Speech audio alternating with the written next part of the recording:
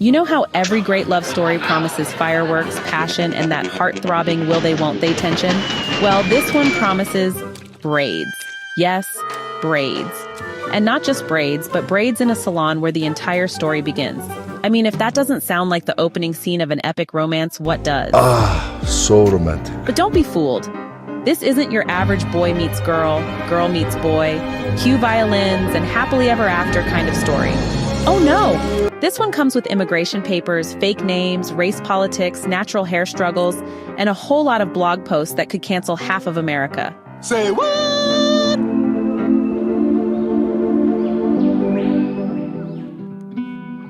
A young Nigerian guy named Obinze walks into school one day and, bam, Cupid doesn't even knock, he just kicks the door open. He sees this girl, Ifemelu, and instantly his heart writes a full PhD thesis on love. And honestly, Obinze is a man of taste, because Ifemelu isn't your average girl.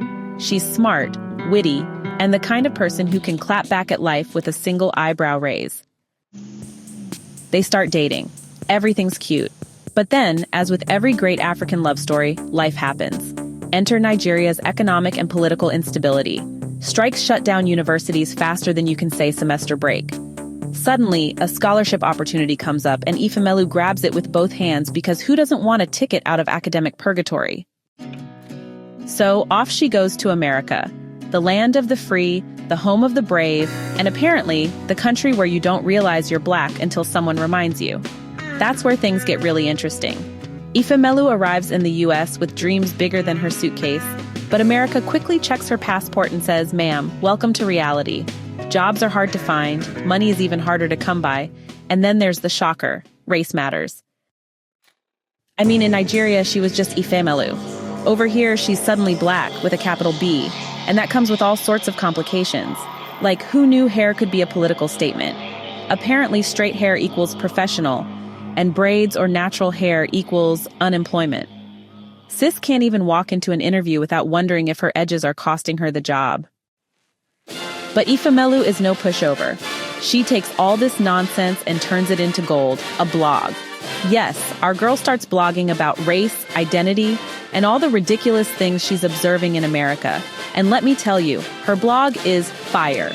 It's witty, sharp, and has that no-nonsense tone that makes racists choke on their pumpkin spice lattes.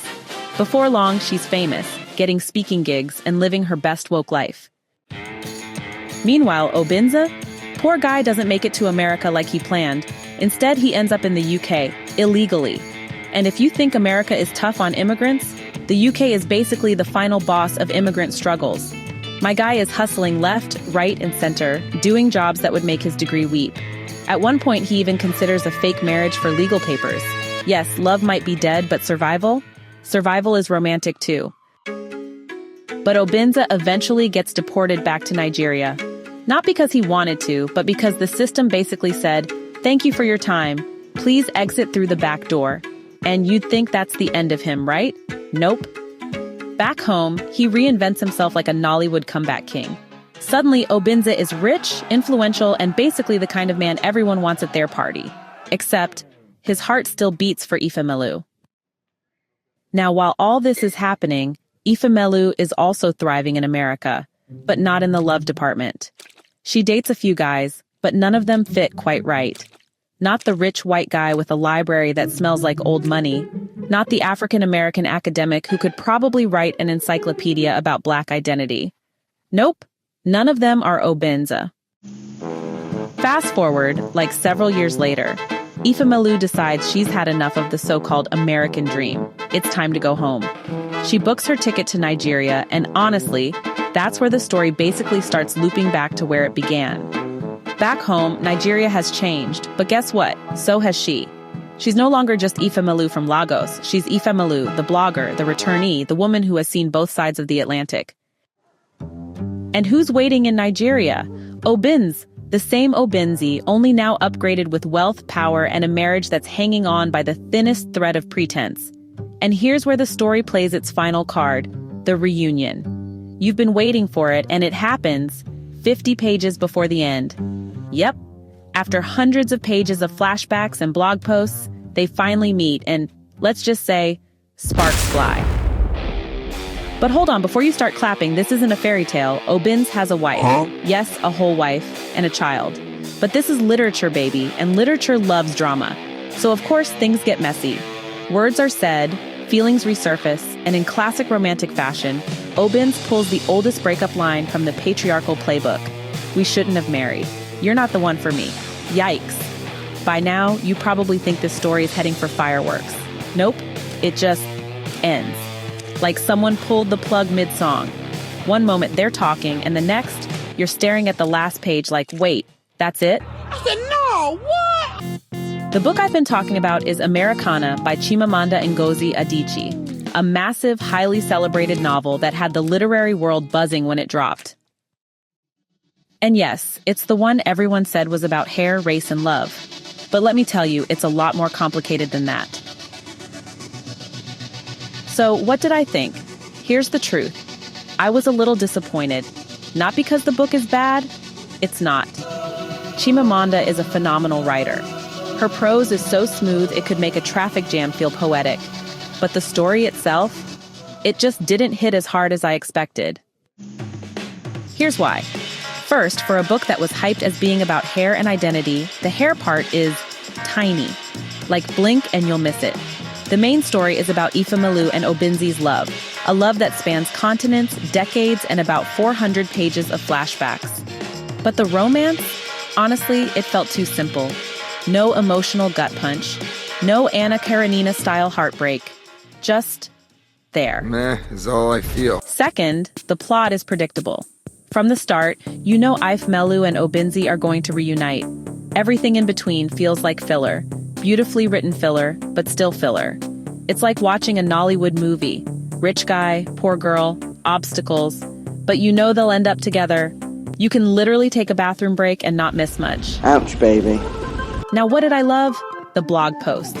Ifemelu's take on race in America is sharp, fearless, and sometimes hilariously savage. That's the part that kept me turning pages. Her commentary on accent discrimination, Black identity, and even hair politics? Spot on. Honestly, I wanted more blog, less romance. Themes? There are plenty. Immigration, identity, class struggle, race relations, love, and even religion in Nigerian society. Chimamanda explores the Nigerian middle class like a sociologist with a sense of humor. And her take on the fake glitz of success in Lagos, chef's kiss. But, and this is important, after 7 years of waiting for this book, I expected fireworks. What I got was a really nice candle. Warm, pretty, but not explosive. Chimamanda Ngozi Adichie is one of Africa's most celebrated writers, a global literary icon. From Purple Hibiscus to Half of a Yellow Sun to this chunky piece called Americanah, she has consistently shaped conversations about identity, feminism, and storytelling. She's won multiple awards, delivered viral TED Talks. Hello, the danger of a single story.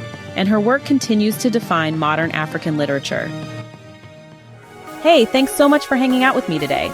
If you're interested in diving deeper into this book, I've left some links down in the description. You can use it to grab yourself a copy and keep the adventure going. And if you're in the mood for more great reads, don't go just yet. Click on one of the videos popping up right now that I think you'll love. And don't forget to give this review a like, leave a comment, or even subscribe if you'd like to see more. Every bit of support helps us grow this little community of book lovers. See you in the next one.